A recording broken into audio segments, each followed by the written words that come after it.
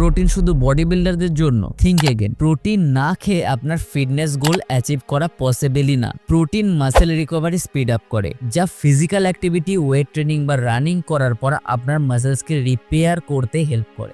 এছাড়াও protein digestion slow করে, যা আপনাকে ফুলফিল করায়, যাতে ওভার ইটিং কমায় আর আপনার ওয়েট লসে হেল্প হয়। প্রোটিন মেটাবলিজমকে ফাস্ট করে, যেটা ফ্যাট লসের জন্য বড় প্লাস পয়েন্ট। আপনার ইমিউন সিস্টেমকেও স্ট্রং রাখে, যা আপনার বডিকে ইনফেকশন থেকে প্রোটেক্ট করে।